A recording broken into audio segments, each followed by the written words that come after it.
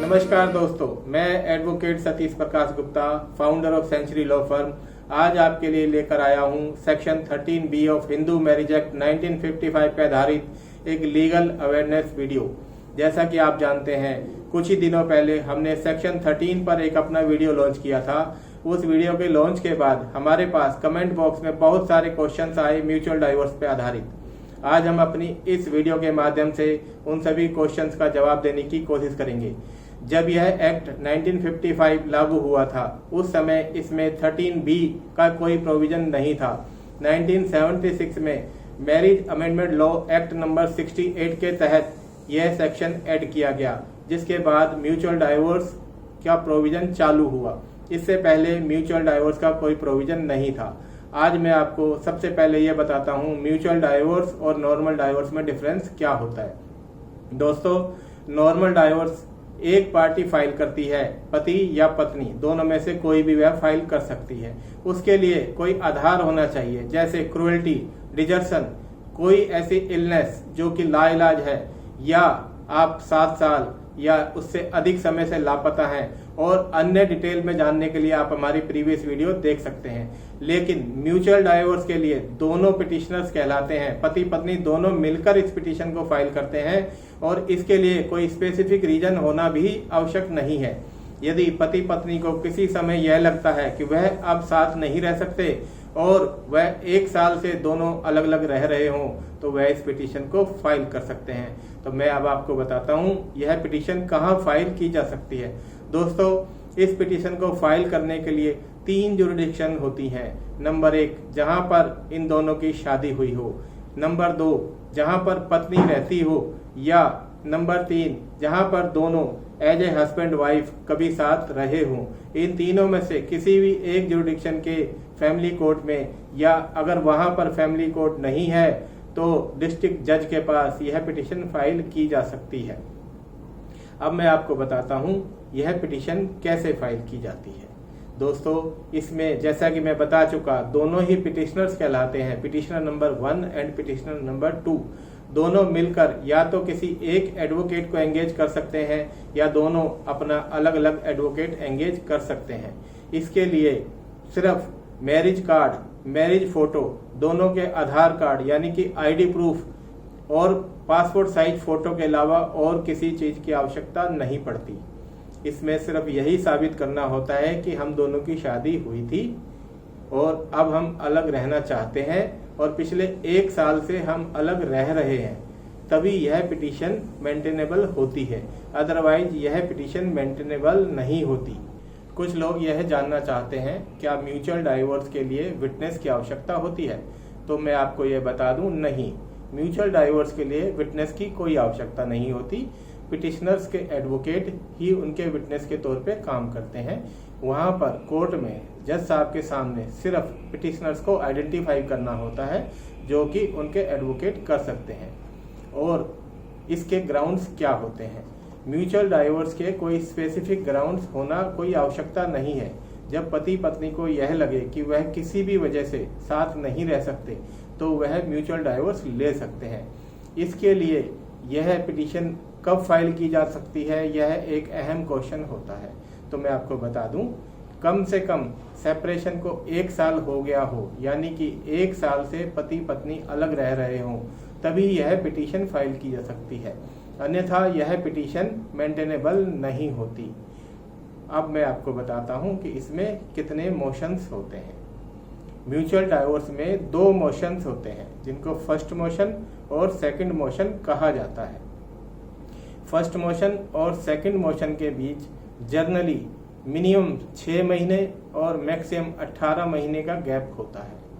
अब आप सोच रहे होंगे कि यह गैप क्यों होता है, तो मैं आपको बता दूं, यह गैप इसलिए होता है कि कई बारी गुस्से में यह डिसीजन ले लिया जाता है कि मैं तलाक ले लेता हूं, और दोनों पति पत्नी गुस्से में तलाक ले लेते हैं।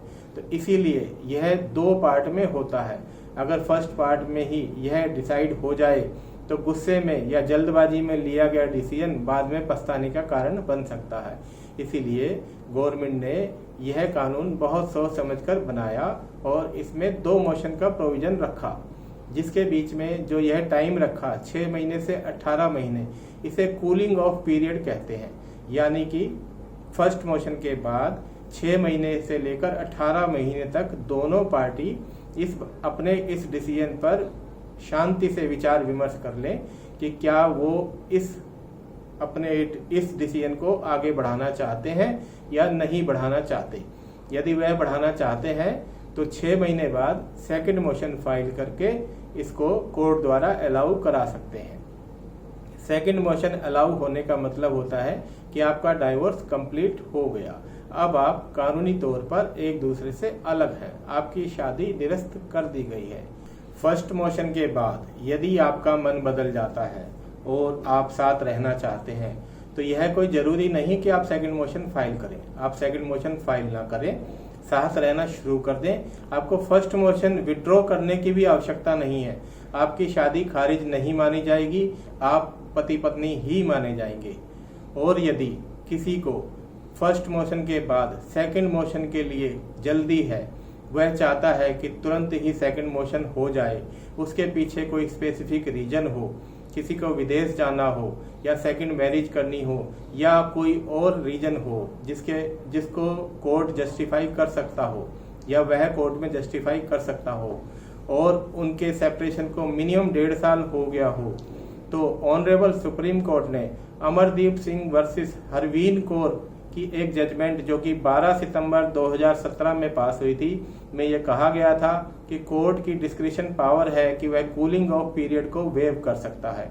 यानी कि फर्स्ट मोशन होते ही immediate within few days second motion भी यदि फाइल किया जाए तो कोर्ट उसको अलाउ कर सकती है, लेकिन इसके लिए सफिशिएंट ग्राउंड होने चाहिए और इसको वेव कराने के लिए एक एप्लीकेशन फाइल की जानी चाहिए। अब मैं आपको बताता हूं इसमें एक्सपेंसेस कितने आते हैं। ज़्यादातर लोगों का यह मानना होता है या उनका यह क्वेश्चन होता है कि इसमें बहुत ज़्यादा खर्चा आता है। नहीं, ऐसा नहीं है। म्यूचुअल डाइवोर्स में बहुत ज़्यादा खर्चा नहीं होता, इसमें बहुत ही नॉमिनल कोर्ट फीस होती है और जो आपके एडवोकेट होते हैं उनकी फीस होती है। लीगल फीस जो भी एडवोकेट चार्ज करें या जो भी आपके एक्सपेंसेस आएंगे वो पिटीशन ड्राफ्ट कराने में और फाइलिंग कराने में आते हैं। इसके अलावा कोई मेजर एक्सपेंसेस इसमें नहीं होते। कुछ लोग ये जानना चाहते हैं कि क्या इसमें मेंटेनेंस देनी पड़ती है। मेंटेनेंस देना या ना देना ये आप लोगों का आपसी फैसला है, क्योंकि यह म्यूचुअल डाइवोर्स है जो कि दोनों की सहमति से हो रहा है। आप चाहें तो इसमें एक MOU बना सकते हैं। MOU में अपनी सारी कंडीशंस को मेंशन कर सकते हैं, जिसमें यह भी आ जाएगा कि मेंटेनेंस देनी है या नहीं देनी, और देनी है तो कौन देगा, हस्बैंड वाइफ को देगा या वाइफ हस्बैंड को देगी, और यदि बच्चे हैं तो बच्चों की कस्टडी किसके पास रहेगी, उनके विजिटिंग राइट्स रहेंगे या नहीं रहेंगे। और इसके बाद सेकंड मोशन यदि आपका अलाउ हो जाता है तो आप रीमैरी करने के लिए फ्री हैं। दोनों ही पति पत्नी अपनी मर्जी से चाहें तो किसी और के साथ शादी कर सकते हैं या अपनी लाइफ अपनी मर्जी से जी सकते हैं। मैं दोस्तों आपको यह भी बता दूं कि टीवी में या सीरियल्स में काफ़ी लोग यह दिखाते हैं, ये लो डाइवोर्स पेपर ने साइन कर दो। इस तरह से कभी कोई तलाक नहीं होता है। तलाक सिर्फ कोर्ट की परमिशन से और वैलिड पिटीशन फाइल करके डबल मोशन यानी 2 मोशंस में ही होता है, चाहे उन मोशंस के बीच में 6 महीने से 18 महीने का गैप हो या ना हो। यह गैप होना या ना होना यह आपकी जरूरत और कोर्ट की परमिशन पर डिपेंड करता है, लेकिन जब तक सेकंड मोशन अलाउ नहीं होगा आपका तलाक नहीं होगा। महज किसी कागजों पर या किसी एग्रीमेंट पर साइन करने से आपका तलाक नहीं होता।